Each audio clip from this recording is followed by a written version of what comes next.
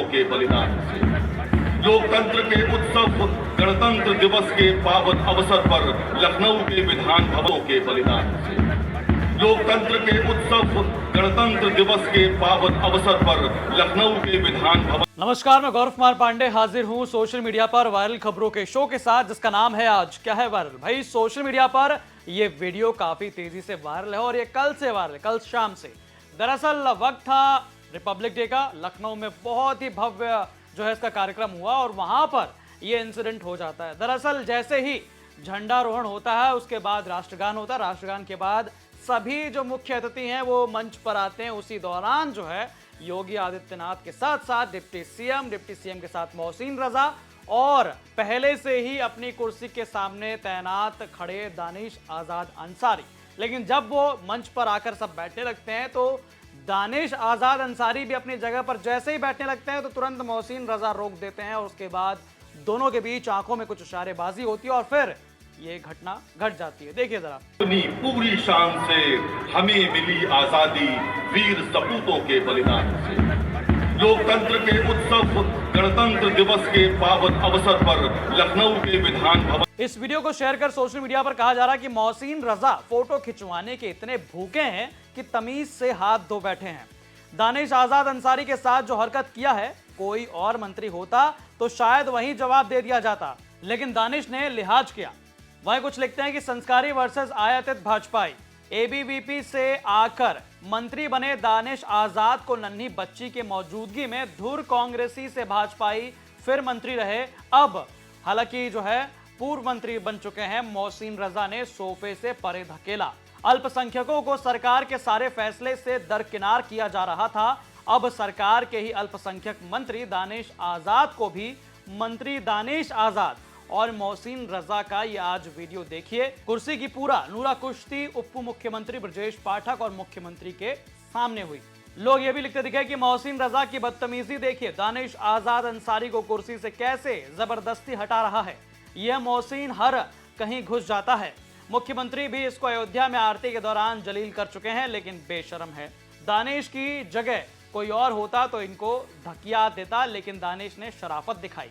लोग ये भी लिखते दिखे कि यूपी के मौजूदा मंत्री हैं, दूसरे पूर्व हो चुके हैं। देख लीजिए कैसे पूर्व मंत्री मोहसिन रजा ने बेटी के सामने मौजूदा मंत्री दानिश को बेइज्जत कर दिया। सोफे पर बैठने की खींचातान। हालांकि यहाँ पर जो बच्ची दिख रही है वो किसकी बेटी है ये अभी जो है हम इसकी कोई पुष्टि नहीं करते, लेकिन सोशल मीडिया पर इसकी चर्चा तेज है। और हाँ, यहाँ पर लोग जो है कई तरह की बातें कर रहे हैं। आपने सुना किस तरह से लोग जो है एक तरफ अल्पसंख्यकों को लेकर बात कर रहे हैं, तो कुछ कह रहे हैं कि मोहसिन रजा हर जगह जो है बेइज्जत होते रहते हैं और यहाँ पर भी होने वाले थे, लेकिन सामने जो है शख्स बिल्कुल साधारण तरीके से उसे जो है बैठने दिया। अदरवाइज कोई और नेता होता तो जमकर जो है रिएक्शन देखने को मिलता। यहाँ पर कुछ लोग जो है शराफत की बात कर रहे हैं दानिश आजाद अंसारी की, लेकिन इसके पीछे की घटना अब जरा ये भी जान लीजिए कि दोनों की तरफ से क्या कहा गया। हालांकि जब यूपी तक के संवाददाता ने मंत्रियों से बातचीत की, मतलब एक मंत्री और एक पूर्व मंत्री, तो उन्होंने कैमरे के सामने तो कुछ नहीं कहा, लेकिन उसके पीछे जो है क्या कुछ कहा सुनिए। दरअसल पूर्व मंत्री मोहसिन रजा ने कहा कि हम डिप्टी सीएम ब्रजेश पाठक से बात कर रहे थे, इस वजह से हम उनके पास बैठ गए। इसके अलावा और वहां पर कोई ऐसा प्रोटोकॉल भी नहीं था, जल्दबाजी में ये हुआ। दानिश भी इस बात से सहमत थे और उधर बैठ गए। वहीं अल्पसंख्यक राज्य कल्याण मंत्री दानिश आजाद अंसारी के मुताबिक हमें बैठना था, लेकिन शायद कोई कंफ्यूजन हुआ। प्रोटोकॉल होता है वही समझकर बैठ रहा था, लेकिन मोहसिन रजा जी ने कहा आप उधर बैठ जाइए, मुझे यहां बैठना है, तो मैं बैठ गया। तो आपने सुना कि दोनों मंत्रियों की तरफ से क्या कुछ रिएक्शन रहा, लेकिन ये चर्चा का विषय तो सुबह से बना हुआ है और इस पर काफी मायने में चर्चा की जा रही है। लोग ये भी कह रहे हैं कि दानिश आजाद अंसारी जो है वो पासमानदा मुस्लिम है और वहीं मोहसिन रजा जो है वो साफ तौर पर देख सकते हैं किस तरह से पासमानदा मुस्लिम को भी जो है दरकिनार कर। तो इस तरह की तमाम चर्चाएं जो है सोशल मीडिया पर चल रही है, लेकिन इसके बारे में और अगर आपको डिटेल जानना है तो हमारे पेज पर जाकर वीडियो देख सकते हैं। उस पर तमाम इनपुट्स जो है बिल्कुल मौजूद हैं। तो बढ़ते हैं अपनी अगली खबर की ओर। भाई, गणतंत्र दिवस का मौका था, इस दौरान तो नारेबाजी होती है। अब नारेबाजी में जय भारत और जय आर्मी, तमाम ऐसे जो है गौरवशाली बातें जो है की जाती हैं और उसमें भी लोग जो है उत्साहित होकर नारेबाजी करते हैं। लेकिन अलीगढ़ से एक ऐसी तस्वीर सामने आई जिसको देखकर लोग जो है सोशल मीडिया पर उन्हें ट्रोल करने लगे। दरअसल ये एएमयू की तस्वीरें हैं।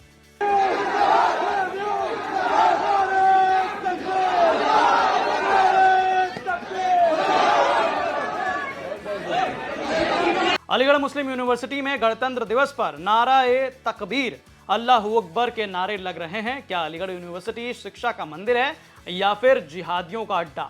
इसके अलावा लोग लिखते दिखे कि भारत माता की जय की जगह अलीगढ़ मुस्लिम यूनिवर्सिटी में गणतंत्र दिवस के कार्यक्रम के दौरान लगे अल्लाहू अकबर के नारे, बिन भय प्रीत ना होए।